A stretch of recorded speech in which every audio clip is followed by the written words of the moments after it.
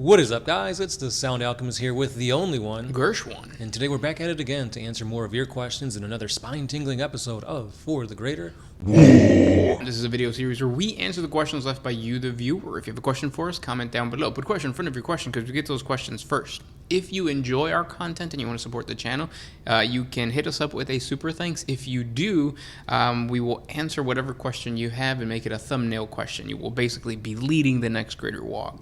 And that is what... Selectaban? There you go. Has done. His question is, when do you guys plan to invest a little bit more into your productions? So we already are. It's been a while.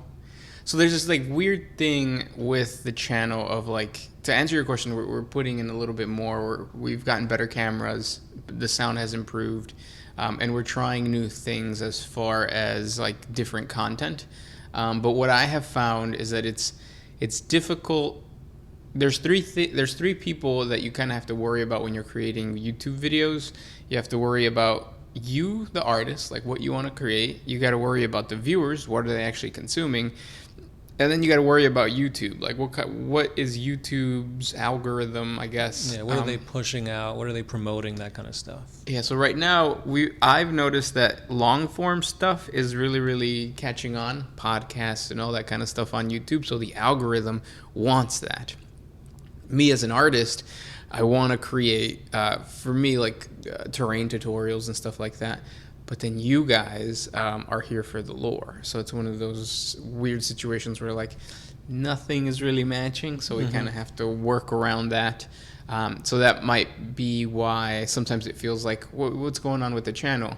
It's like, well, there's three different things going on simultaneously, and they're not in sync, I guess. Yeah, so eventually all paths lead to the same destination, right? Death. Yeah, so eventually we'll get there. Eventually we'll die. Yeah.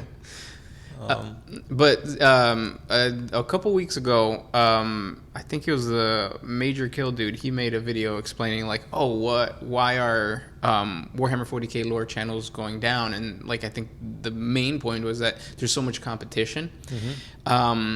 What's interesting is that like, I guess we're a lore channel. I mean, we are a lore channel. Yeah. But we're a lore channel because you guys decided that we're a lore channel. We've been creating like battle reports, painting tutorials, like all this other stuff. It just never like took off. Yeah. Yeah, the stuff that got the most attention was obviously the lore. Yeah. And I think that's what I've noticed about, I guess, what's happening with like creating content. It's like, as an artist, I want to create content that I like, but I know that stuff is not going to get like as many views. Because like I said, we have creepypastas, we have like all this other stuff on the channel, and it's just like, no, people know us because of the 40 facts videos. Yeah. And it's like, well, there's more content if you guys just like, look. Also, I've noticed that a lot of lore channels now are being led by individuals who are book readers. Right. Whereas like we started with the game, so we do have an all-encompassing feel to what content we create. Right. Does that make sense? I think so. Another way to put it is like, we want to do what we enjoy, but at the same time, if we're doing stuff that is more out of our like comfort zone, that leads to burnout. Yeah. And eventually we're going to be putting out like content that's not as up to par. Yeah. And it's just like this huge balancing act. Or just like the burnout too happened from the fact that we kept like we were known for the lore videos. So like it was like the deadline every single day. We have to create a lore video. And after a while it's like I felt burnt out because it was like it's not even content that I want to like create anymore. Which is why, like, even now, I think the long form stuff is really cool. We started a podcast kind of thing with a friend. So we're going to be talking not just about the lore, but just Warhammer 40K in general. Yes. So if you guys are interested in that, go ahead and check it out. It's about half an hour, so it's not too long, but it's not too short either. Definitely something you can listen to on like a car ride or while you're cleaning the house, painting, building, etc. Yeah. Good question, though, and thanks for the super thanks. Let's move on. So this next question is by H.R. Welch. At the end of Fulgrim, he says to Horus that I'm not Fulgrim, but he is around. Or something similar to that, implying that Fulgrim is possessed. Also, Fulgrim regretted slaying his brother at the moment of his death. So this being his weakest time, the sword gave him an offer and he accepted it and regretted it immediately. Is this the reason why he has a perfect clone? Because his soul is still around and regretting what he did. Horus also had a clone, but his soul was destroyed, so his clone was nothing like the OG. I don't think you can compare the two. Yeah, I mean, Horus and Fulgrim they're two sides of the same coin, but it's vastly different, where Horus was possessed by all four of the Chaos Gods. Fulgrim was possessed by a demon of Slaanesh. Mm-hmm. And Fulgrim, his clone is 100% loyalist. Well, obviously Fulgrim turned to Chaos, killed his brother during the Isvan massacre, and we see that, yes, the Fulgrim we've been following for the longest time is not that of the Loyalist clone. It's the original Fulgrim, but possessed by Chaos.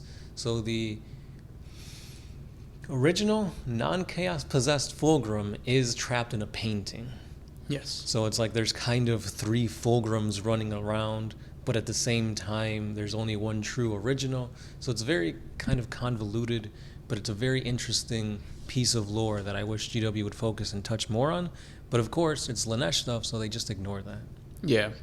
Really, GW, what we want is just the serpent-tailed Fulgrim. Give us that. Yeah, four-armed serpent demon Fulgrim is just badass. We saw you can do it with the, in Age of Sigmar, that one serpent creature thing. Oh, yeah. That one was badass. Yeah, they do it all for Age of Sigmar. Just do it to 40K. Yeah.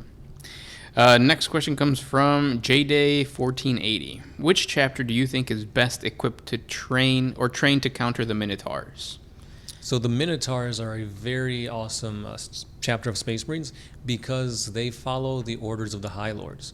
They're essentially the military might of these High Lords, and they go and fight other Space Marines. So they're Space Marines made to combat against Space Marines. Their chapter master, Asterion Malak, has died, but has come back time and time again. So it's unclear if he has some type of immortality on him. Is it another character taking up the name and mantle? Or is it some type of like cybernetic? So it's really interesting that this chapter has been around for so long but gotten so little limelight. Yeah, because they are controversial, right? It's a Yes. Space Marine chapter meant to kill other Space Marine chapters. Another chapter that would be able to counter them would be like Space Wolves. Yeah, Space Wolves are pretty aggressive, pretty brutal. Another one would be the Carcharodons, because they're kind of the same thing. Yeah, whenever I think Minotaurs, like Carcharodons are right there. Yeah. So basically anything that's like big, because also the Minotaurs, their successor chapter of what? Do we know? I want to say Imperial Fists. I could be wrong, though. Okay. And anything that is connected, I think, to the Salamanders would be a good counter, because Salamanders are like notorious for like fighting under their full capacity or whatever. Mm-hmm. And they're bigger, they're tougher. They can take. They know what losses are, so they're okay with going to war with another super elite unit, I guess. Yeah. Good question. Next one. Benjamin Manning asks, what if a Catan shard escaped imprisonment and used its power to create a new 40K faction? What would this faction look like? Ooh, a Catan. Yeah, so Catan vary drastically in their appearance. Because you got to remember, when the Catan were first created, they were essentially found, right? Yeah, found. They were essentially just omnipotent beings of just like star dust or energy that consumed stars. So they didn't have a supposed to be parasites. Yeah, they didn't have a form. They're just kind of like free flowing. Think of like an amoeba. Yeah. And then when they allied with the Necron used the necrodermis to give physical shape to these beings. And so that's why the Nightbringer looks this way, that's why the Deceiver looks like that, etc. Yeah. What faction they would create would probably be something, very robotic, because that's what they did with the Necrons, right? Yeah, they're the ones that created the I always forget what they're called. The Necrons created? The chambers, biotransference chambers. Yeah. That they made the fleshy, weak Necrontyr to the skeletal Necrons. I would say that they probably would create like Canoptics stuff, like bugs and insects and stuff like that. Yeah. I mean, honestly, they could do whatever, because like Necron shards, they don't have the memories or their full memories of when they were unsharded. Mm-hmm. So they're kind of learning as they go. So it'd be really interesting to see what they would create whether it's something almost like a pariah from like the models that used to be part of the Necron range, or maybe it's something completely different. Yeah. Good question. The next one comes from MemeCat57. The question is, can Beastmen become Space Marines? Because we already know that Space Marines can become Beastmen. See the Wolfen. That aside, keep up the good work, Kings. Thank you. So it's interesting because Beastmen are abhumans. They still have the human genetics, just kind of mutated. Yeah. In order for a human to become a Space Marine, they have to be like the pinnacle of like humanity. And obviously these mutations are an abnormality. So chances are that the gene seeds or the trials aren't compatible with that, so they probably died before they became Space Marine. Yeah. So the mutation happens after for the Wolfen. Right, because they're already Space Marines and then they become the Wolfen. Yeah, the Calyx Helix, what is it called? Genetic. Yeah, like a gene strain. Yeah. Continuing on with this type of mutations and genetics, Kevin Santiago says, do you think it would be possible to cure mutations for the Space Marines? And has anybody tried? Oh, yeah, that's the main point to a lot of chapters. Yes. The Blood Angels are trying to get rid of the Red Thirst. Red Thirst. The Space Wolves are obviously Wolfen. Yeah, during the Horus Heresy, that was one of the main reasons why Sanguinius was trying so hard to find a cure, because he didn't want his Blood Angels to befall the Edict of Obliteration like the 2nd and the 11th Legion. So that kind of infers that maybe the 2 Lost Legions had some type of genetic mutation that the Emperor had to completely erase them from existence. Yeah, and nothing has been successful. Even like the rumors of the Primaris getting rid of their gene flaws, I don't think... No, because I think that was originally lore from like the beginnings of 8th edition, that the Primaris crossing the Rubicon allowed all these mutations to be cleansed. But no, we see Primaris that also fall to the Red Thirst, Primaris black dragons that still have the bone growths and stuff like that. Yeah, so it's just something that's never going to go away. Yeah, which I think is pretty cool because it adds more originality and like different taste to Space Marines, especially if you're home brewing. So that could lead to very interesting avenues. It has better sazon. There you go. Yeah. Last question by the big one. Why do girls always laugh when I take my shirt off? Is it because I have hairy nipples that are the size of medium pizzas?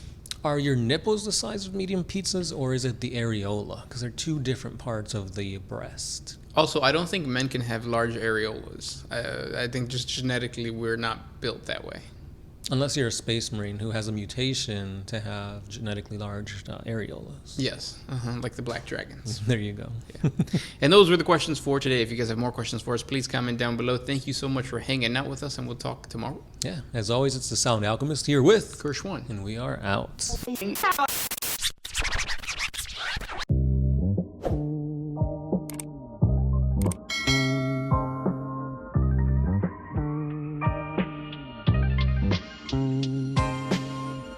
Always used to put my freedom first in any situation.